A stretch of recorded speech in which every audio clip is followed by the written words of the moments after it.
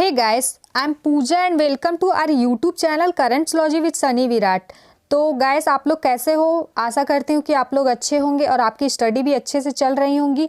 तो मैं आज लेकर आई हूँ 7 नवंबर के जितने भी इम्पोर्टेंट करंट अफेयर बनते हैं सारे इम्पोर्टेंट करंट अफेयर को लेकर आई हूँ। तो चलिए हम स्टार्ट करते हैं। तो हमारा फर्स्ट क्वेश्चन है वो है हाल ही में ONGC विदेश लिमिटेड के नए MD मैनेजिंग डायरेक्टर और CEO कौन बने हैं? तो जो ONGC के नए MD और CEO बने हैं वो हैं AK गुप्ता। AK गुप्ता जी जो हैं वो बने हैं हमारे ONGC के MD और CEO बने हैं। यहाँ पे शशिधर जगदीशन का नाम आया है। तो शशिधर जगदीशन जो है वो है HDFC बैंक के MD और CEO। शशिधर जगदीशन जो है HDFC बैंक के MD और CEO हैं। तो यहाँ पे आया बात ONGC की। तो ONGC का फुल फॉर्म होता है वो होता है oil and natural gas cooperation. Oil and natural gas cooperation इसका फुल फॉर्म होता है। और ये जो है ये भारत की अंतर्राष्ट्रीय पेट्रोलियम कंपनी है। ये ONGC भारत की अंतर्राष्ट्रीय पेट्रोलियम कंपनी है। इसकी स्थापना जो हुई थी वो हुई थी 1965 को इसकी स्थापना हुई थी। और इसका हेडक्वार्टर है वो है न्यू दिल्ली में। इसका हेडक्वार्टर न्यू दिल्ली में है। अब नेक्स्ट क्वेश्चन पे चलते हैं हम। Question number second. तो क्वेश्चन नंबर सेकंड है हाल ही में DRDO ने किस रॉकेट प्रणाली का सफल परीक्षण किया है? तो हाल ही में DRDO ने सफल परीक्षण किया है वो रॉकेट प्रणाली है पिनाका रॉकेट प्रणाली। पिनाका रॉकेट प्रणाली का सफलतापूर्वक परीक्षण किया गया। तो DRDO जो है वो है रक्षा अनुसंधान एवं विकास संगठन है। तो इसका परीक्षण किया गया चांदीपुर में किया गया। तो चांदीपुर कहाँ पे है? तो चांदीपुर है ओडिशा में। चांदीपुर ओडिशा में है। और इसका सफलतापूर्वक परीक्षण 4 नवंबर को किया गया। 4 नवंबर 2020 को किया गया। और इसमें जो मौजूद मिसाइल थी वो पिनाका MK1 थी। पिनाका MK1 इसमें मौजूद मिसाइल थी। और ये जो है वो ऑल वेदर टेक्नोलॉजी पे काम करती है। पिनाका रॉकेट प्रणाली जो है ऑल वेदर टेक्नोलॉजी पे काम करती है। मतलब कि ठंडा हो, बरसात हो, गर्मी हो, कोई भी मौसम हो ये हमेशा काम करेगी। और ये जो है वो इनडायरेक्ट फायर करती है, ये अप्रत्यक्ष फायर करती है। पिनाका रॉकेट की रेंज जो पिनाका रॉकेट की रेंज जो है वो है 120 किलोमीटर। 120 किलोमीटर इसकी रेंज है।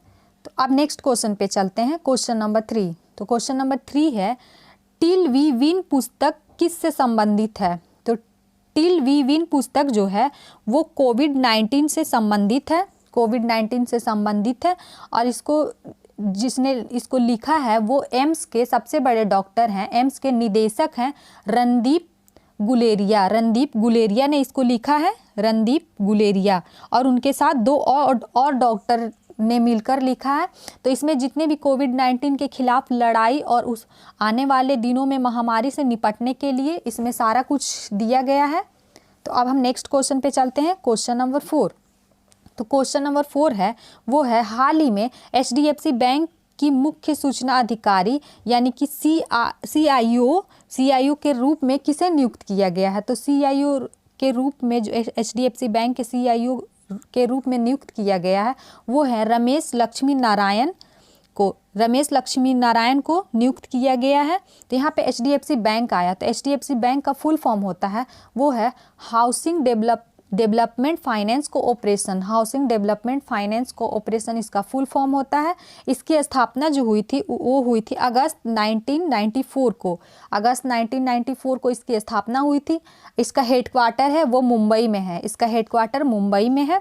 और इसके जो MD और CEO हैं वो हैं शशिधर जगदीशन इसके MD और CEO हैं।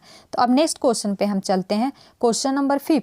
तो क्वेश्चन नंबर 5 जो है वो है हाल ही में किसने सार्क सेंट्रल बैंक के गवर्नरों के समूह की 40वीं बैठक की अध्यक्षता की है? तो जो सार्क सेंट्रल बैंक के गवर्नरों की जो अध्यक्षता हुई थी उसमें अध्यक्ष जो बने थे वो थे शक्तिकांत दास ने इसकी अध्यक्षता की थी। तो शक्तिकांत दास जो हैं वो हैं RBI के गवर्नर हैं। तो यहाँ पे आया सार्क। तो सार्क जो है वो है South Asian Association for Regional Cooperation. South Asian Association for Regional Cooperation SAARC का फुल फॉर्म होता है। और इसका हेडक्वार्टर जो है वो है काठमांडू नेपाल में। काठमांडू नेपाल में इसका हेडक्वार्टर है। तो अब हम नेक्स्ट क्वेश्चन पे चलते हैं, क्वेश्चन नंबर 6।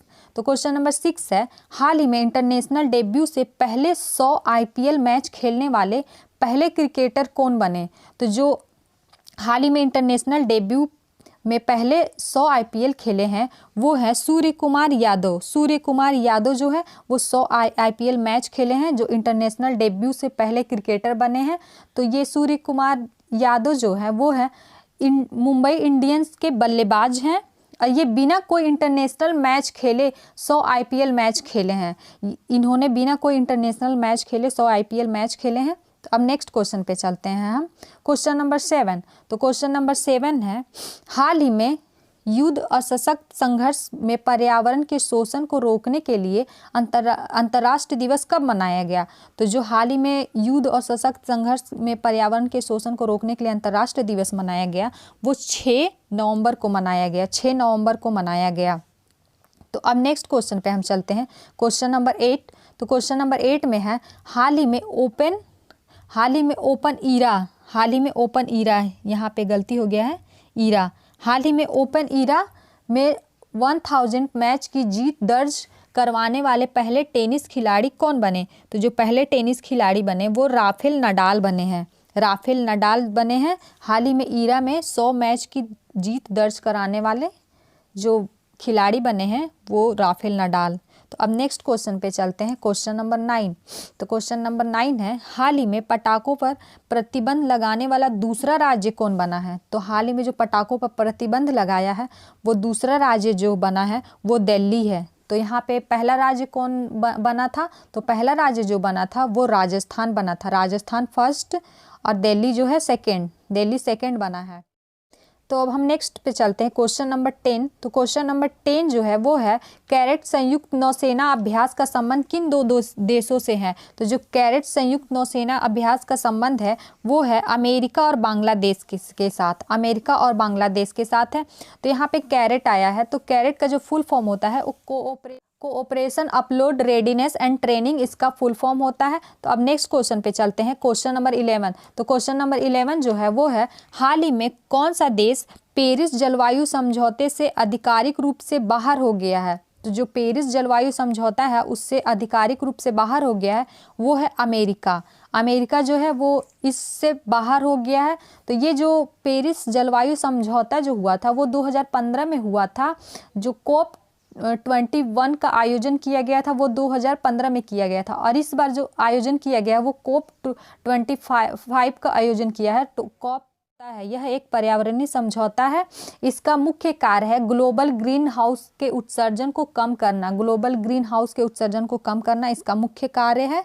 अब नेक्स्ट चलते हैं, क्वेश्चन नंबर 12 एंड हमारा ये लास्ट क्वेश्चन है। तो क्वेश्चन नंबर 12 है, हाल ही में जनरल ऑफ नेपाल आर्मी के मानद पद से किसे सम्मानित किया गया है? तो हाल ही में जो जनरल ऑफ नेपाल आर्मी के मानद पद से सम्मानित किया गया है वो कुंद नरवाने को इससे सम्मानित किया गया है। और इनको जो सम्मानित किए हैं वो किए हैं वहाँ के जो प्रेसिडेंट हैं हमारे विद्या देवी भंडारी ने किया है इनको सम्मानित। तो यहाँ पे नेपाल की बात आई, तो नेपाल का जो हमारा नेपाल का कैपिटल है वो है काठमांडू में, नेपाल का कैपिटल काठमांडू में है। और यहाँ के प्रेसिडेंट विद्या देवी भंडारी हैं और यहाँ के प्राइम मिनिस्टर जो हैं वो है KP शर्मा ओली। KP शर्मा ओली यहाँ के प्राइम मिनिस्टर हैं। तो आई होप दोस्तों आप लोग को आज का सेशन अच्छा लगा हो, तो प्लीज़ लाइक करें और ज़्यादा से ज़्यादा शेयर करें और सब्सक्राइब करें हमारे चैनल को। Thank you.